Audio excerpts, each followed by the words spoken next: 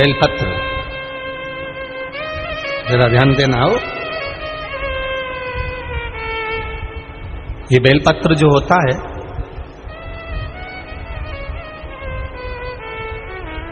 इस बेलपत्र पर कभी कभी आपने देखा होगा कि कई लोग बीच वाले पत्ते पर चंदन लगा देते हैं। ये जो बीच का पत्ता होता है, इस पर लोग चंदन लगा देते हैं। शिव महापुराण की कथा कहती है,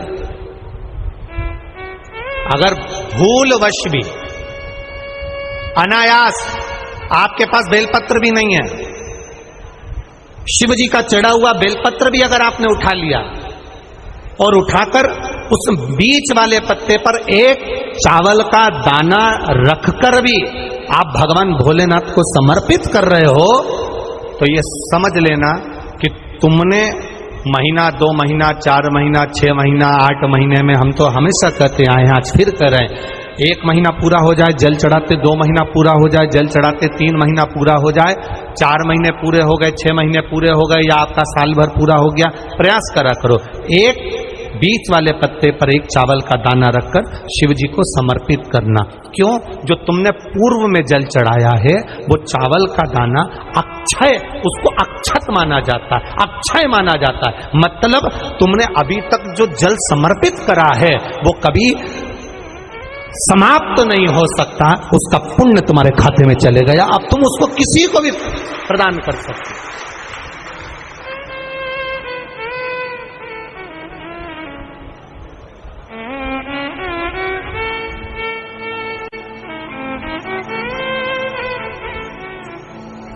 बहन भाई को तिलक करती है रक्षाबंधन पर, माथे पर तिलक लगाने के बाद में चावल लगाती कि नहीं लगाती? बोलो, जम के बोलो जरा। लगाती है? बोलते जाओ जरा। लगाती है, ठीक है। मंदिर में आप पूजन कर रहे हो, घर में कोई अनुष्ठान कर रहे हो, पंडित जी तुम्हारे मस्तक पर तिलक करते हैं तो चावल लगाते कि नहीं लगाते? बोलो बोलो, जम के बोलो। लगाते हैं। तुम्हारे घर में शादी ब्याह होता है तो तिलक करा जाता है तो चावल लगाया जाता है कि नहीं लगाया जाता? लगाया जाता है। सब समय पर चावल, मस्तक पर कंकु का तिलक, चंदन का तिलक, जो भी तिलक तुम्हारे मस्तक पर लगा है, कोई अगर लगाएगा शुभ कार्य में तो चावल जरूर लगाएगा। बस एक कार्य ऐसा होता है जिस समय पर मस्तक पर तिलक करा जाता है पर चावल नहीं लगाया जाता।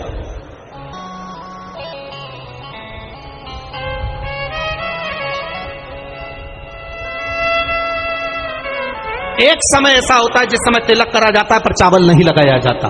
चावल का मतलब है अक्षय, मतलब बार बार भगवान ऐसा मौका लाए, बार बार भगवान ऐसी कृपा करे कि तुम ऐसा अनुष्ठान करते रहो, पुण्य करते रहो, सत्कर्म करते रहो, 16 सोमवार के व्रत करते रहो, चतुर्थी के व्रत करते रहो, तुम छठ की पूजन करते रहो, तीज का व्रत करते रहो, सोमवार का व्रत करते रहो, तुम्हारे घर में हमेशा ऐसे शुभ कार्य होते रहे। केवल अक्षय, अक्षत एक जगह पर नहीं लगाया जाता। कब नहीं लगाते अक्षत को? मस्तक पर तिलक करते समय अक्षत कब नहीं लगाया जाता? केवल एक समय पर। कब? जब घर में कोई शांत हो जाता है, और शांत होने के बाद जब मस्तक पर पगड़ी का क्रम होता है, उस पगड़ी के क्रम पर तिलक तो लगाया जाता है पर चावल नहीं लगाया जाता। भगवान से प्रार्थना करते हैं ये बार बार मौका मत देना, जो हो गया उसको क्षमा, ऐसा मौका बार बार ना दीजिएगा। हाँ, पगड़ी पर से उठ गए, अच्छा काम करने के लिए मंदिर जा रहे हो, स्थान छोड़ने के बाद अब तिलक लगाओ और उसमें चावल ढेर सारा लगाओ, कोई मना नहीं।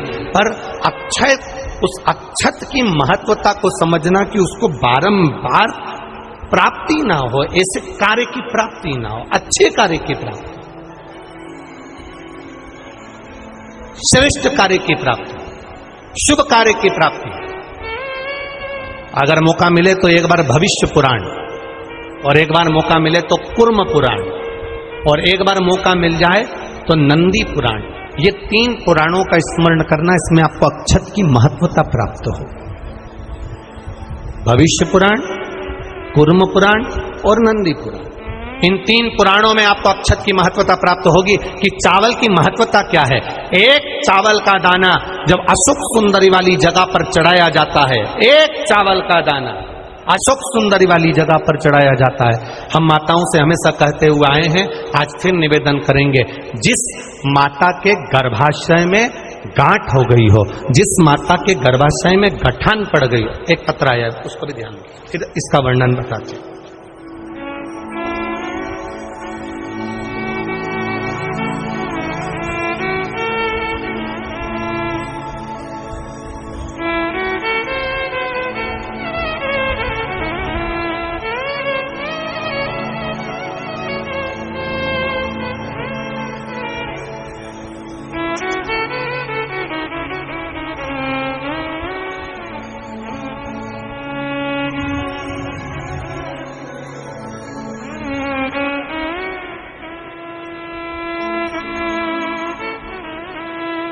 मैं गंगा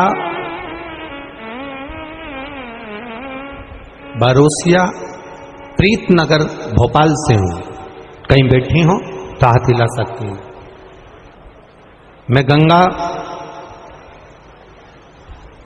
बारोसिया प्रीतनगर भोपाल से हूं। एक चावल का दाना और 1 लोटा जल, एक बेलपत्र का महत्व क्या है, इस पत्र को आप लोग टीवी चैनल के माध्यम से एलईडीओं पर भी पढ़ सकते हैं। हम जो पत्र पढ़ते हैं वो आप भी अपने आनंद के साथ उस पत्र को पढ़िए। मेरे पति को एक गांठ हो गई, उस गठान का ऑपरेशन डॉक्टर ने बोला, और गांठ इतनी विचित्र थी कि उठने बैठने में भी आफत कर रही थी। तब शिव जी पर एक चावल का दाना समर्पित करना, एक बेलपत्र समर्पित करना प्रारंभ करा। शिव जी पे चढ़ा हुआ जल पीना प्रारंभ करा। सीहोर गए, वहां से रुद्राक्ष लाए, उस रुद्राक्ष का जल शंकर भगवान को चढ़ाना प्रारंभ करा। जिन डॉक्टरों ने ऑपरेशन का कहा था, 22 दिन के बाद हम उनको चेक कराने के लिए गए तो गठान गल चुकी थी। एक चावल का दाना हमारे सुख का अनुभव करा देता। अगला वर्णन उन्होंने लिखा, गुरुजी बाबा ने एक कृपा तो करी, साथ में मेरे बच्चे के हाथ में सफेद दाग हो गया था। सफेद दाग हो गया तो हमने डॉक्टरों का इलाज करवाना प्रारंभ करा। आयुर्वेदिक दवाई भी ली, पर वो दाग समाप्त नहीं हो रहा था। जब दाग समाप्त नहीं हो रहा था, तब शंकर जी के मंदिर में जाकर समी के पत्ते का आपने जो प्रयोग बताया था वो करना प्रारंभ करा, और बाबा की कृपा से शिव जी का चढ़ा हुआ जल शरीर पर लगाना, और पूर्णिमा के दिन गाय जो अपने बछड़े को दूध पिलाती है, उसका जो फेन बछड़े के मुंह पर आता है वो शरीर पर लगाना, और लगाकर उसको बैठना। उससे मेरे बच्चे के शरीर पर से सफेद दाग पूरा समाप्त हो गया। ये शिव तत्व, ये शंकर।